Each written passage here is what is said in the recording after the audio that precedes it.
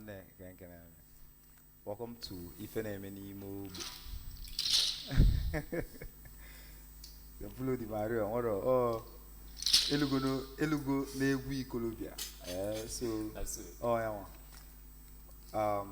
Tata, we are going to discuss youth, youth in politics, youth in politics. You know the effect youth in politics. Get capacity, get handle there.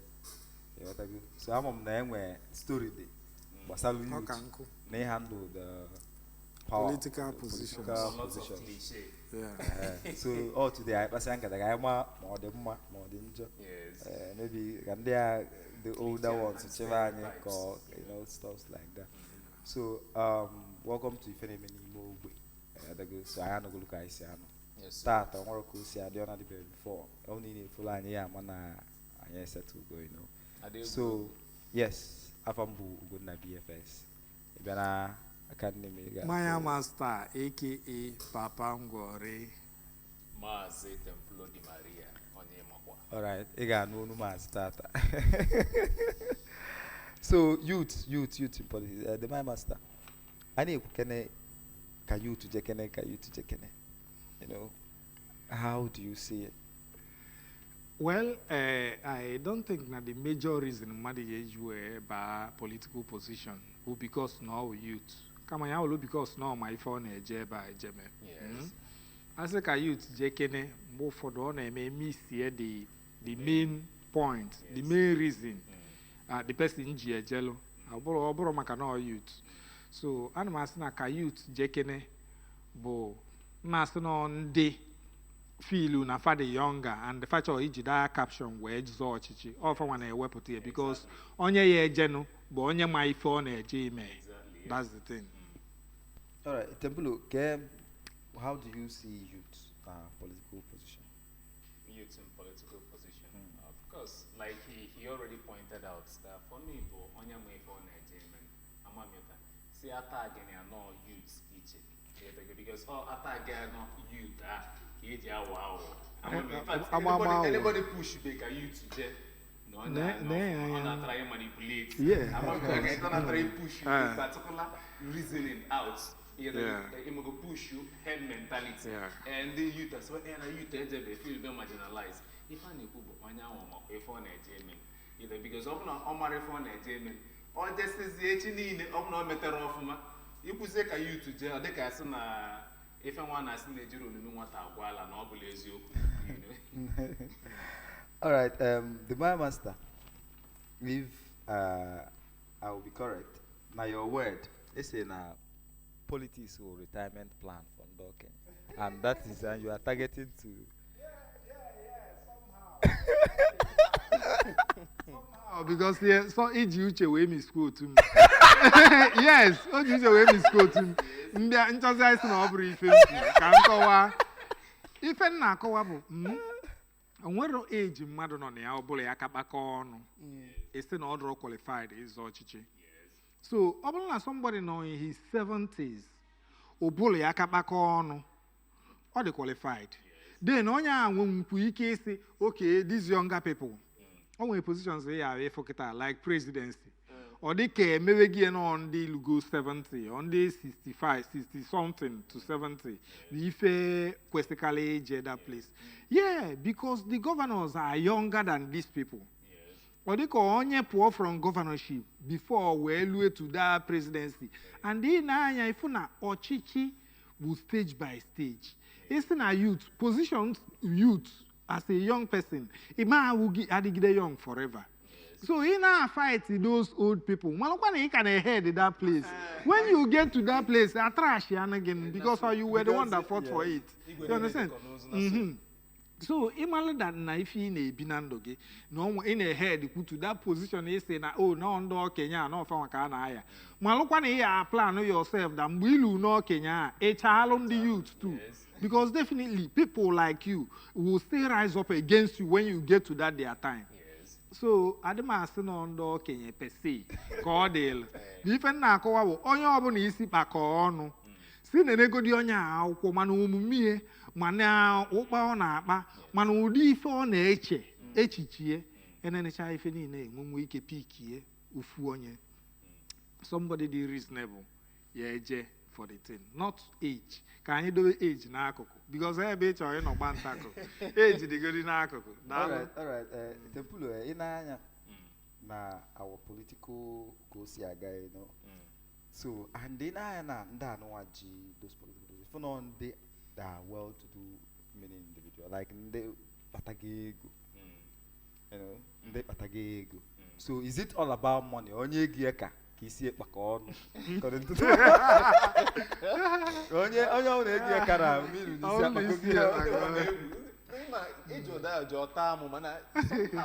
somehow the society na debe imogo onye dịka asị na ọkpatara ego a na-enye ya n'ọdị na isi akpakọrọ ọnụ na ọ bụrụ isi kpakọrọ ọnụ nke na ọkpatara ego amamiela kind thing. So it's not always down to onye kapata ego, you know, but society if we go see agana how they can prioritize the material resources to a great extent over character and so on. Amamiela. And as a matter of fact, if academia in leadership is character, because what will convince people to be loyal to you is your character. If you set it out, if you promise you see that everybody know within this very thing, but when you want that character, it becomes difficult to convince the people about faith. You know, but most times in the band fellow character focus more on the material. Forgetting that material GN ties you no access to many resources and on the character at the poor. You know, so yeah, that's true. I think to a great extent, no character I could see focus on, but we seem to place our priorities wrongly. Yes, you are right. And what I want to add to this today, because of Ajo BFS, also you mean no the Diego Kisi Bacono. Ever anu ebu whistle now. Na mmadụ ịtọ etu anyị dị 3 si gbaba ọsọ anyị wee gbaba onye bụ ụzọ wee lu ebe a na-eje apụtakwu onye dị stronger onye dị fit ifu na anyị ejekwa na that person gbaa first because no ife na-akpatala onye obi ife o ji abịa those people those people ife na-akpatalụ onye obi onye bi obi wi ife kpatala o nwere reason people that na-draw nwere ife na-motivate they move. They will always find good reason for failure. Yes. And sometimes on about somebody go I can't be no the to one good reason for failure. Where say you can even if it's a result, you cannot attach that your reason to your result. Yeah. You have failed, they will put your failure for you. You have failed is that you failed, no matter how good your reason is. And you don't go around to everywhere present your result. Just call for number say and an exam something like that. So it's good to understand that before mother strive get no whatever whistle on your banana before mother bag them but somehow we go see that now. Onya we can coin out ways to grab the resources more than obro to use to grab or for we can no maybe no ike obulia we can coin out how to make money more than all those other. And you see people who are able to make money and miss the first situation challenges anyway malo it will say manage money. Because if you open your brain back on, you make it and then back on, we'll collect it from you. Yes. For that's why you for family, papa, bagide, go bacha adobelo mwake. By the time in any do was 20, 10 years. If you that nandos and let's go for those things. Why? Because for free, they will find a way to provide language income where to waste those things.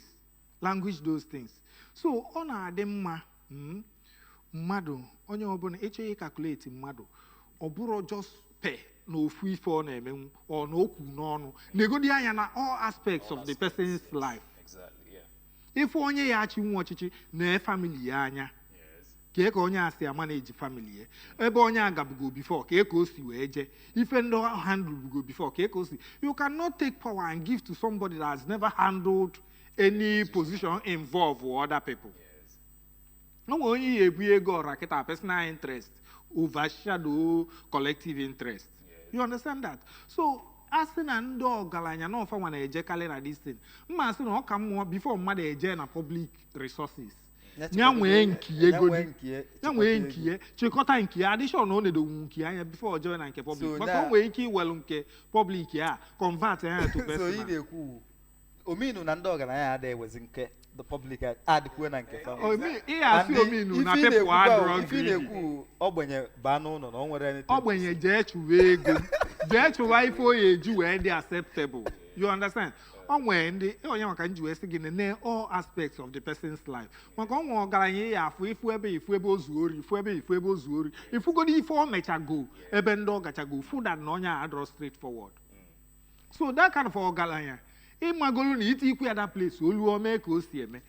So ọ na-adị mma character na amata in all this. Now, if we should look at the context of that ogbenye anyị na-ekwu. Yeah. Ina funa before.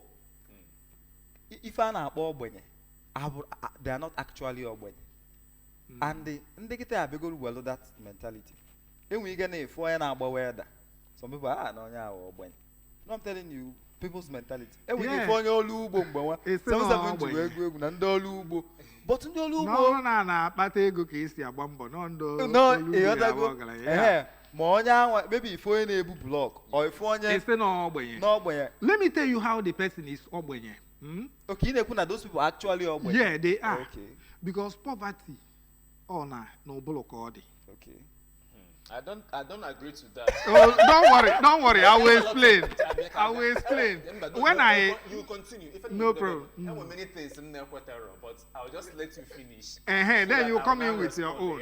Do you know why I'll say that mmadụ if we na-alụ ọrụ ugbo kịta nọ n'ọrụ ugbo a nọla in scarcity onye a na-akpọ ogbenye bụ onye na nwere ife na-akpị ya personal needs ya solve nwere ya mana ọ na-alụ ọrụ ugbo actually o nwere ife ọ na-eme that kind of person ka na-akpọ ogbenye mana personal need differs because o don't need ife ilu na inwe ka somebody mana before iwe kpọọ mmadụ ogbenye onye a ya abịago weta efele ebe gị ma mgbebi butele gị mkpị ya onye zuo onwe ya ya ejere kpọrọ ya ogbenye etu opinion of na-eji occasion etilifa na-elie wa ogbenye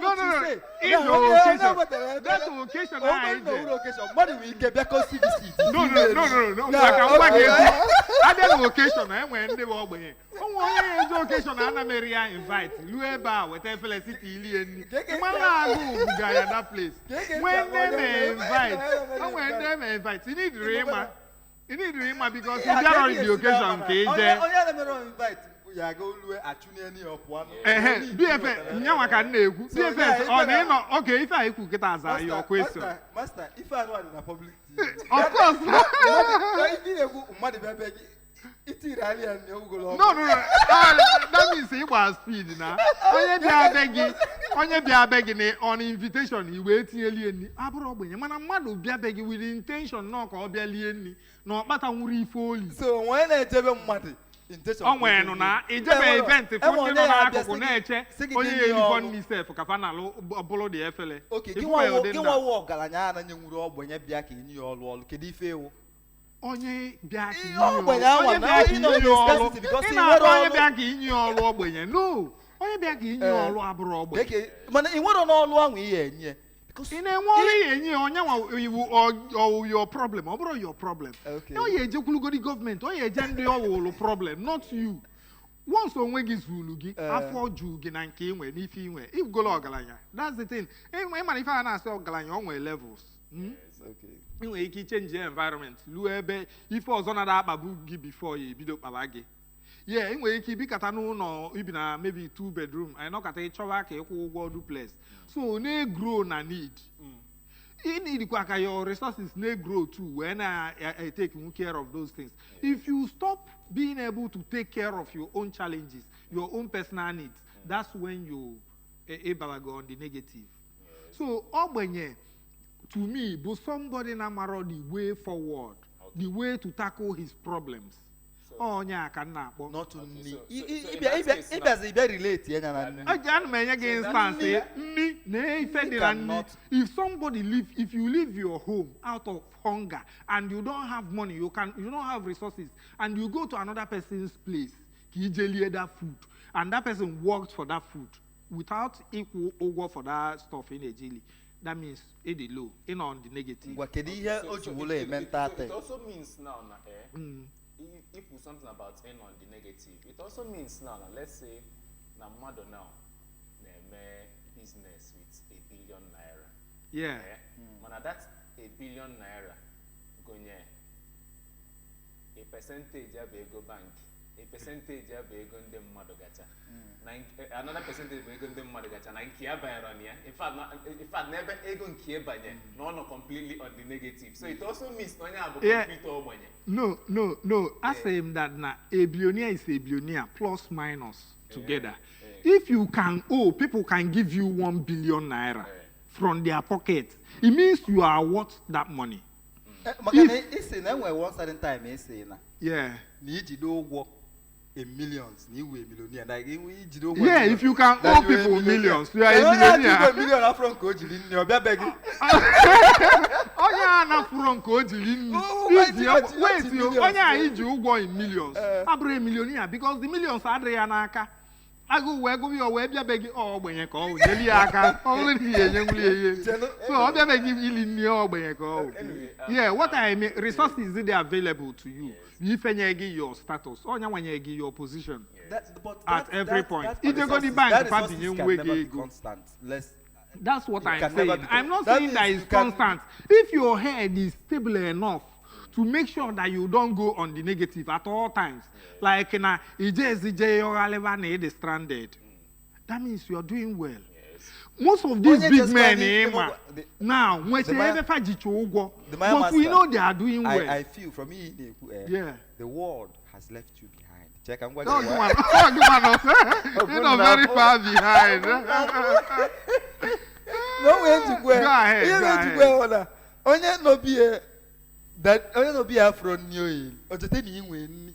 O be ko better tie be ko wa we na ga. Iya na pe leverage.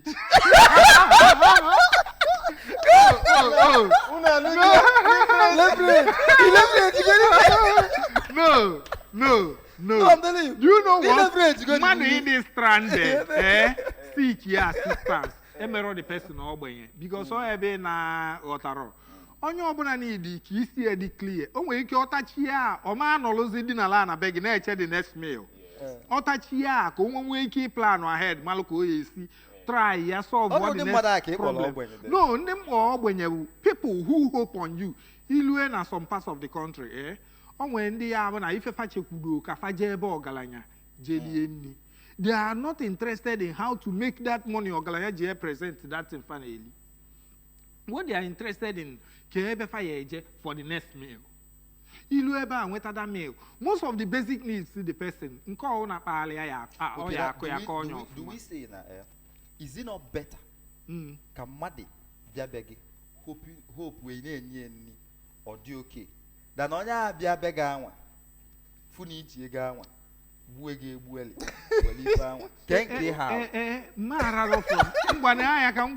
I cannot choose from the two. Actual growth, actual development. People around you, that if you are a big man, you may raise as a big man. Just know that they will share the same society with as a poor man tomorrow. If you can raise everybody that na inwe ike assist in the poor family, kafa nwe ike upgrade na reasoning, then you are doing good. So onye bia begi ki inyi you did well. Then mmadu we bia kwado begi bia no ko by force ko na like that thing. Is that person doing well? So why I don't even talk about it is that it's a character that is very much, or in fact it's a crime. A very negative thing. So to even conceive it, somebody conceive no with force, then alone also, if we so no, it comes from when people name me, but that's very, very bad. That thing, that thought, all the na society, all my more about it. Yeah. Then that thought I will finish enwe na oya menji we si na onwe nkata na say that onye ọwụ na we blessing ya according to if na me feel all na no mana envy because you are envying somebody name of man and here you are missing your own blessing. You will not, because it's what you cherish. It's what you pay attention to, you get the most out of. Yes. You attract. So that's what we are saying. Now it's about no galanya. But if the society, now let's talk about the society from motherhood now, parenting.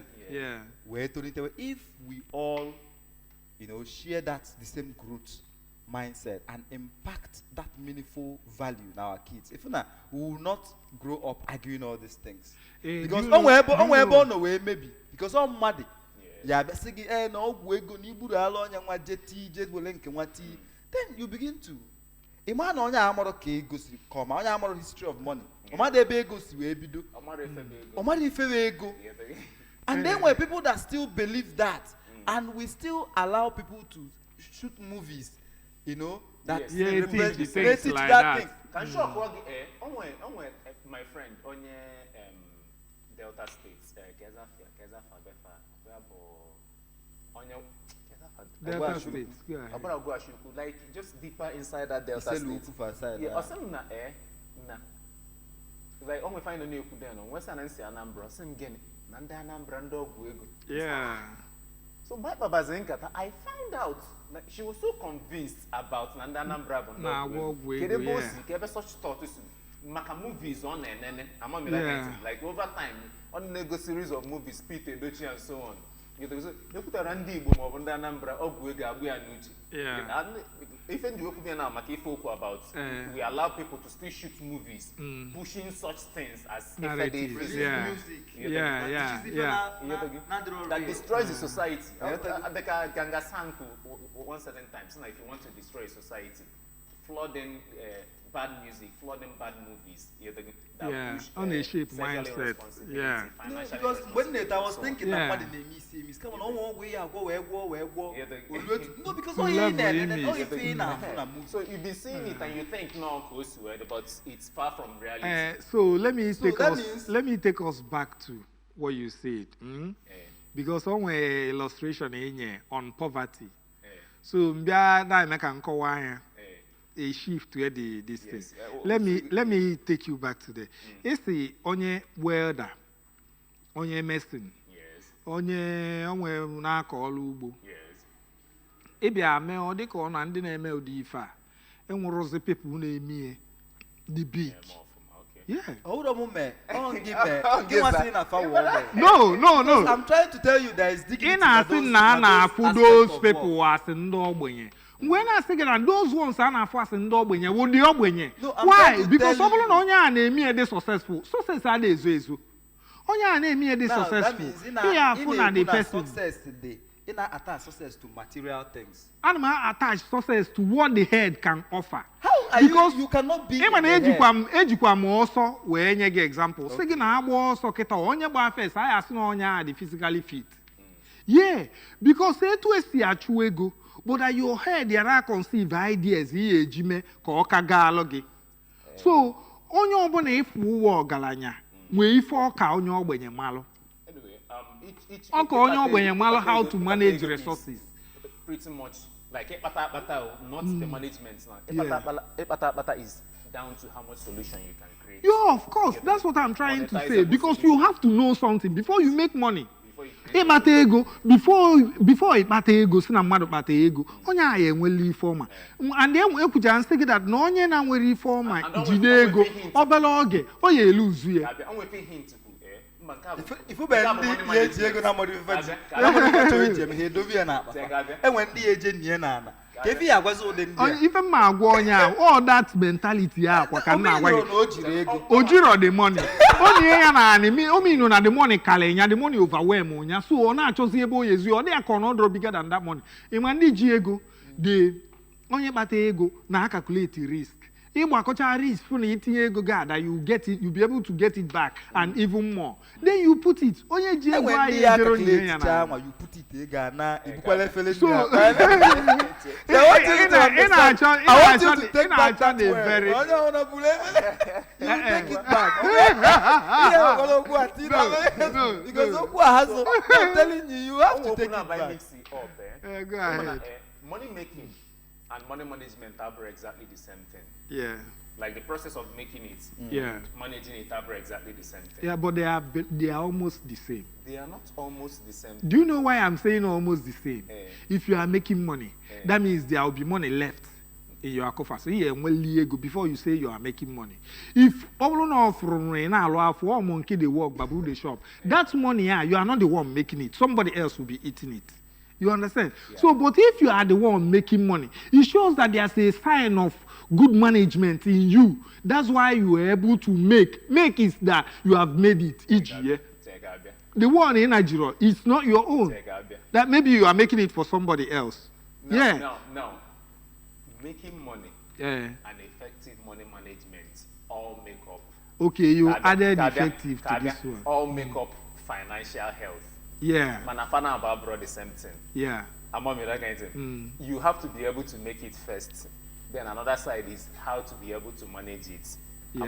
Fana about brought the same thing. Now, if we are discussing it, can you mix the concepts up so that anybody here will understand exactly. I call the whole thing on fear. Sometimes we start saying the same thing but not understanding each other. And then we break it down in that way. So only something they highlight which I pretty much appreciate. Also na Ogbe bunuche ka ọ na-eme. Okwu ya mpase emago other okwu we call the whole thing. So yes, I totally agree. Ogbe bunuche ka ọ na-eme. You know, if inwe ike fụ onye nwa on all in the midst of resources. Kana lack. If na resources bụ onye okirikiri mana ọ na lack. Among that kind of thing. If one year bona the organizer the anuche or whatever for those resources on so I completely agree. Man, I can never it take you back and more bellish. No, I won't. Don't worry. Where can Mali for? Let me see. Yeah. Making Ndenalo, maybe my world and so on look like Nafa Bowman. No, now it doesn't mean they were on the Bowman. That's what I'm saying. But then we're like African, many of them, series of landed properties. So tell me how that person still know. If you do a malobonona, Abiam Fansori, they are close. You still see them. And I you want Aquataka now while an hostel, you good. If they put up all itself or dog actually. No, that person will people like that will let me say lack of contentment. Also, even in abundance, you are not contented. The person is poor. It doesn't mean no where the phone mefa is putting on that disguise so that unyale more than no way can handle. So there's dignity. You know, somebody that wouldn't give you will not give you. So I believe that when you have something, when you have something and you have the mind, nature or a share with other people, it's a good quality or a good quality. Yeah. Then going back to these people, you see all those people that do those kind of things, yet page will break through. In Germany now, it's not a model plumber. Etu anas na onye a plumber na Nigeria is akpọ onye ogbenye. Ilu that place you see no farmer na enwe ego. Ndi need anwa akọlụ. I am somehow trying to defend akọlụ that it does not translate to na onye a na-eme something na onye na-ejiri ọba ọgaranya. Onwe something nkwu bụ BFS na abịa ọnọ kata okwughalị. As in ọ na-abịa ọnọ kata oche tell me that Nancy na ị na-ele gala. Gị na-eme expect ego ndị gala. Yeah. Then in all these things, more feel that I need to adjust that statement. Because we go the Egon Gala or Egon de Gala, Indi de Bugali Gala, Kine, Egon de Nalo Gala, they produce Gala. Yes.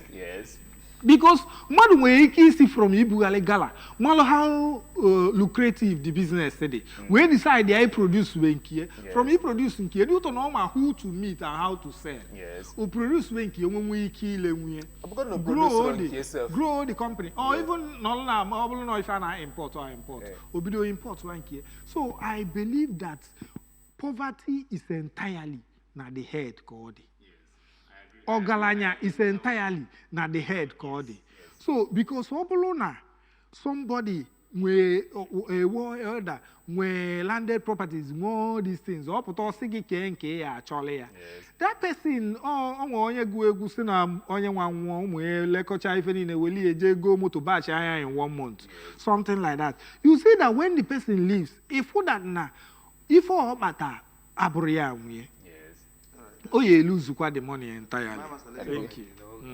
We'll be going temple. Anyway, if we return for break, we'll continue. All right. I just love a break. Stay tuned. Stay tuned with us. I put up Okwa.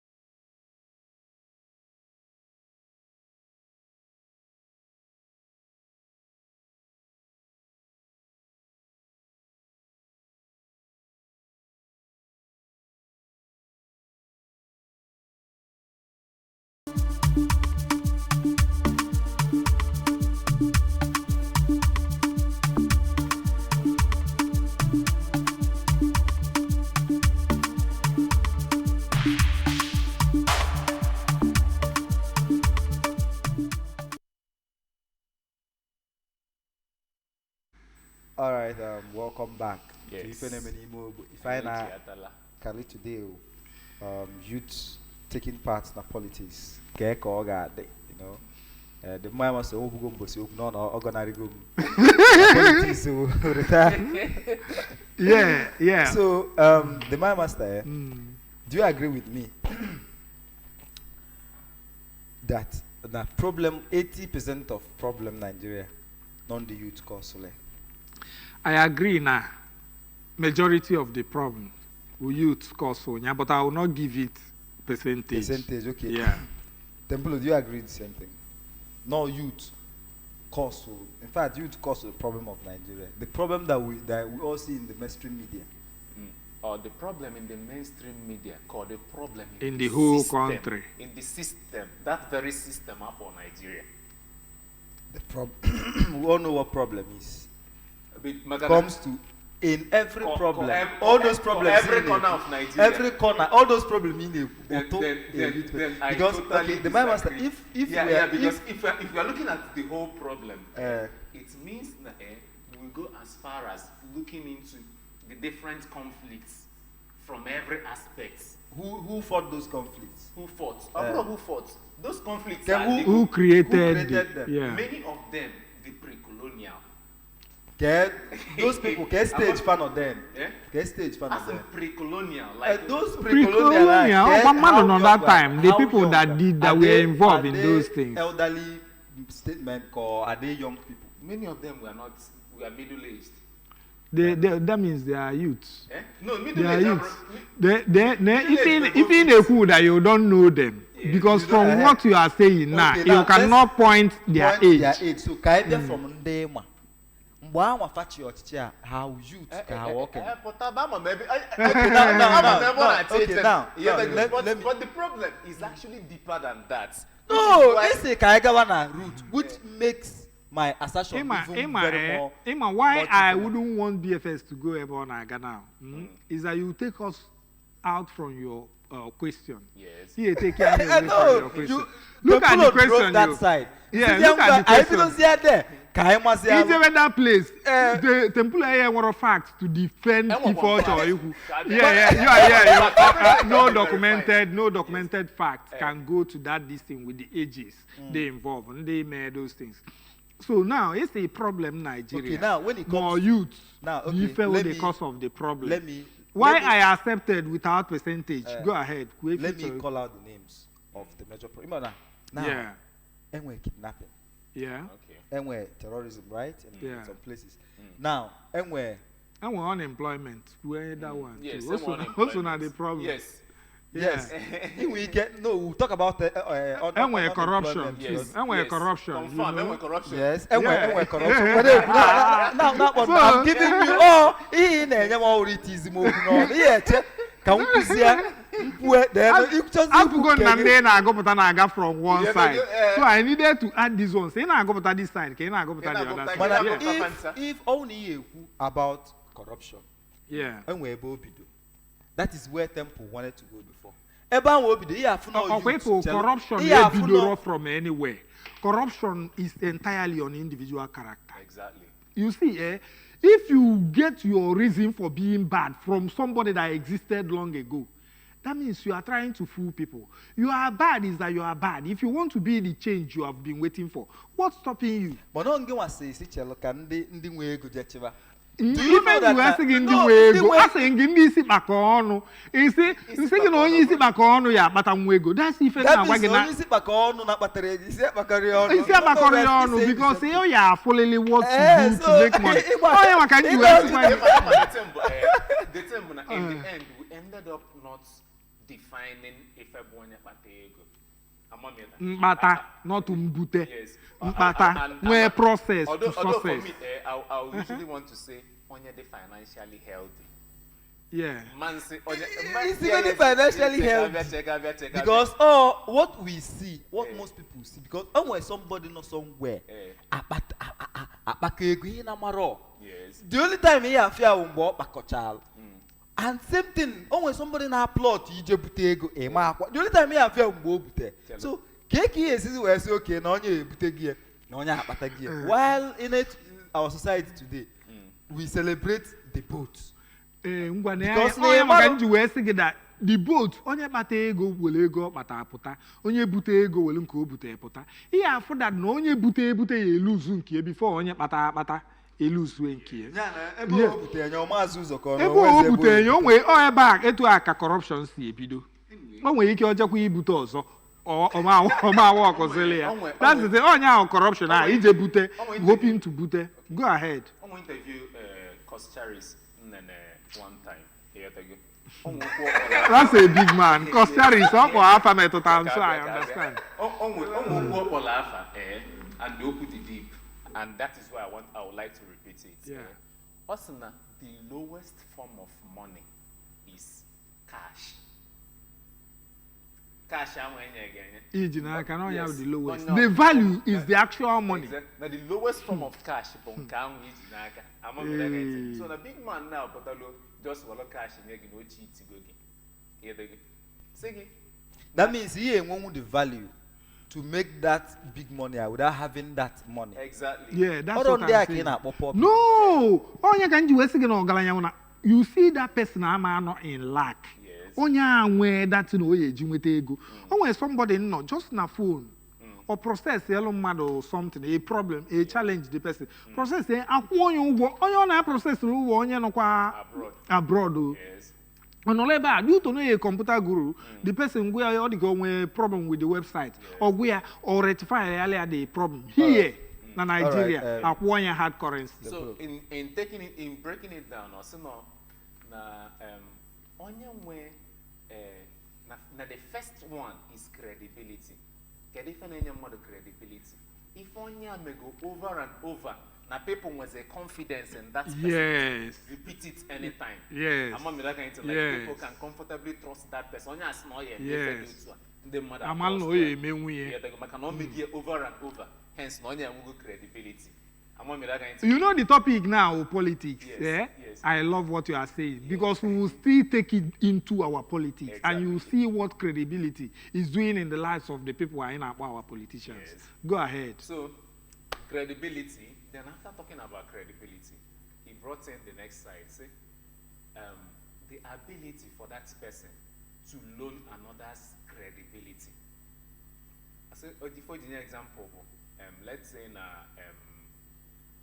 the guy in my interview, say, Obia na office here now, na company here now, he go to moto. I say, I have no moto 1 million naira. Say, and all here with AGH. Now, given na Omar reform, Oman trust ya near the ego. Say, always when I with it. Yeah. Say, for example, now, Nobona, Nana Dangote, Mweka Fasu Amal, Dangote on a phone. Say, see, we near the moto. No, say, I'm going to know moto Ganela 1.5 billion. Of course, if we will look at credibility, Dangote, we go to moto. Yeah, that kind of thing. Also, I'm going to know no 1 year. I'm going to that kind of thing. Now, he doesn't mind, provided that Dangote go makana again. Now, Dangote has loaned him credibility. Yeah. I'm going to that kind of thing. Now, that is another form of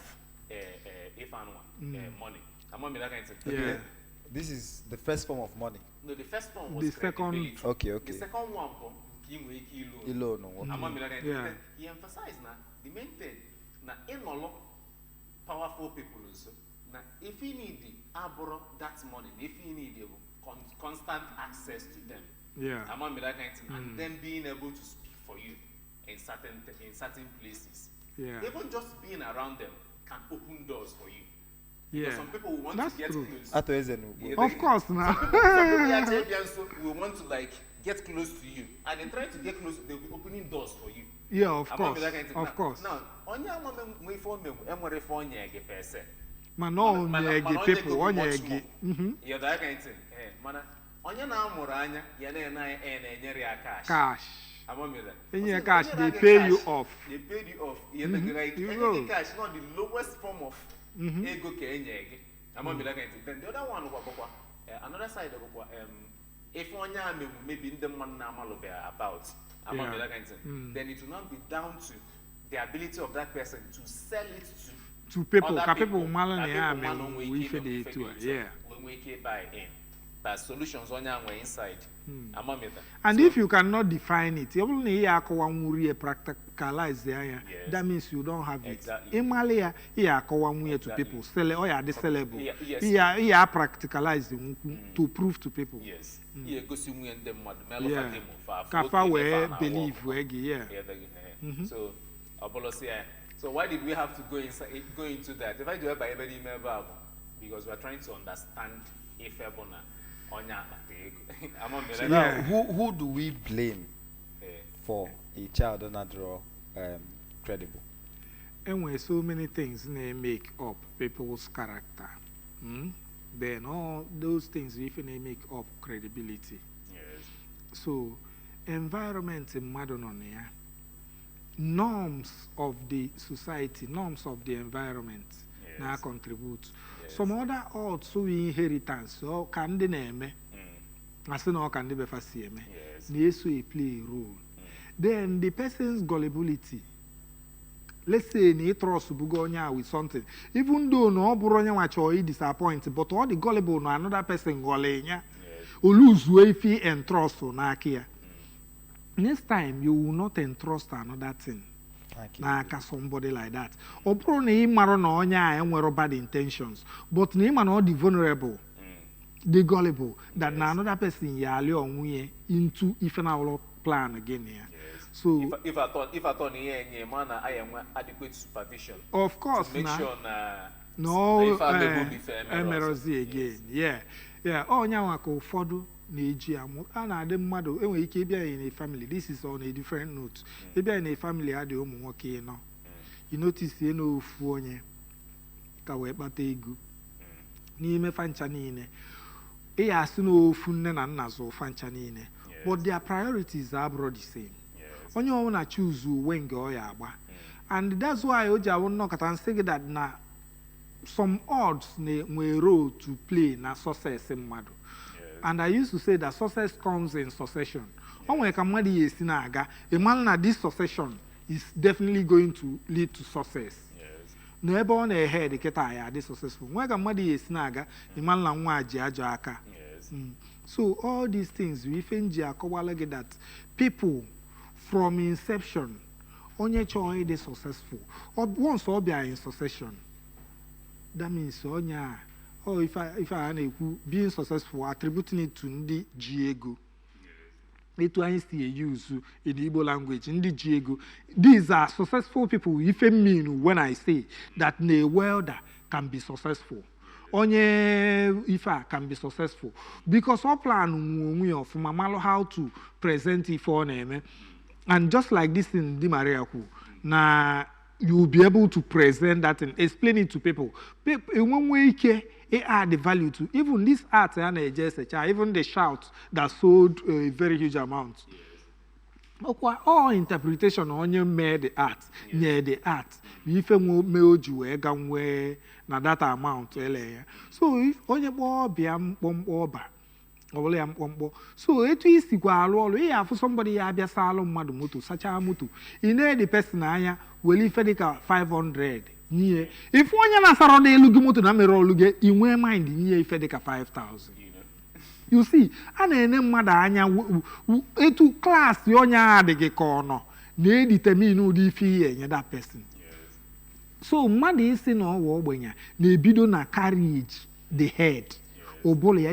Because you more ya apotaketa obido from me you get something. Only if you man sit throw down well with you. Now people that will go and beg for food. You see somebody that is okay, I beg Rogi for food. Or be beg you along to give that person food. But if somebody comes to your house begging for food, you need that food because no need the assistance. Tomorrow the person anachiata, one nature the person anachiata. If one the person the healthy, no question way for name. That's why I always come against onya arode, idulo onye aruna draw, when a jena yo. Because why not get a job? Yana, you're telling you what you are eating. Why not get what the person will eat instead? So, if I can just say that, if you go below Onya feel no advantage or take it from Onya and Karuna draw before you just succeed. But in actual sense, you are the one who take care of Onya and Karuna draw. So, going back to our topic, which is politics, youth involvement in politics. What I would say at this angle, but that the youth need the healthy, headwise. Or from a we focus in politics. Because some people are on akuku, ka youth je, obulonye. Some things na where easy can push. Ini ofu go public. Hotel, the way you spend there. If we look at the now our communities, youth leaders and co. In a way, I know for the youth leaders, if not then apple from a youth, now managing we of my in Nobela Keto, Solum was the Anyana Droma, Bafue. I saw no your brand made to her. But what I'm trying to say is somebody influence Nasuno will be forful. Influence here easily on. That kind of person is someone you should be aware of. Because the person fuife abuse here. So onye bate ego fuego public. Once walk atanya, but all my phone it money ego public. And the only credibility. Because that's one of the things that matter. Oneze kada pone ajafa. Muto onye na batara ego we food ego. Onwe go the ifendo onwe n'isi na dream yo na ago ya since. Obido that place we solve. Before chetano public money, the money agbago mpe. So all the mma youth na akwadi take over power. Na fa cho take over power. Fa na akwado kwa their heads. Fana prepare themselves. That is not because you are a young person on na range about youth. Ke age we well chichinyege. Aye nyege based on no way fame. And another thing I na say na amamife awro ni isi awo. You can still have a young person, mali ife kali onye iche na onye akago nka because all ndị a na-akpọkwu akpọkwu ndị a na nwere ife fa makịta ka ya emechakwa gbaa isi awọ. So it's not the isi awọ that is the wisdom. Ife the wisdom na stages onye aga through ị na-eto ị na-amawe more ị na-eto ị na-amawe more onye ọbụla gana go the right track etu a ka o yesi grow luo to a stage that ya say yes onye a jee normal. So the youth identify nwe ndị amala ife n'oge.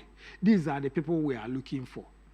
Yeah, because they are still the people that will grow into ndị mala ife at old age because their bank of wisdom they are not losing if fan again more out of experiences. So these are the things that I point out. Young people can actually go, but let's be sure there is somebody that is going there to offer something or somebody that has something to offer. Youth. If not, I'll say that some positions they better preserved for ife age because age when if one 18 sometimes yeah. Experience that pass for down to a young man. Somebody na say a lady or onye nwe ego na onye na nwere ego asigi choose we ka onye choose for marriage. When say use the person's boyfriend for instance. The lady say no all over and say for your boyfriend now the person or maybe your fiancé etu ọ nọ kịta ọ na nwere ego na ọ bụrụ na o nwee ego kee nke ka ị akala ọ sị na ya like ya ma o nwee ego more now. Yeah, etu ekwesị isi because you have to deal with that individual.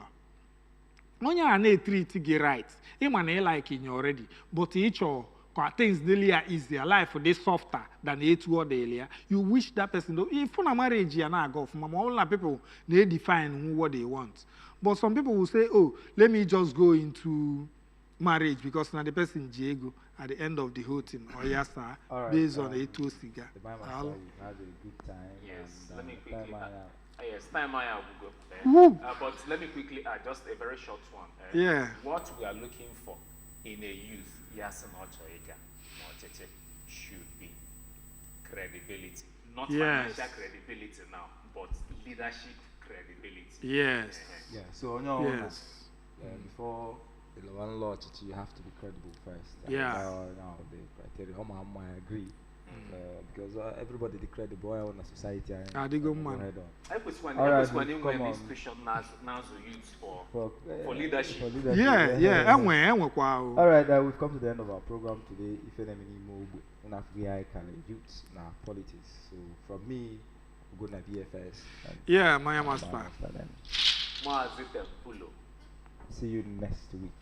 Follow us now all social media and everywhere. Our program is everywhere. ABS Radio TV.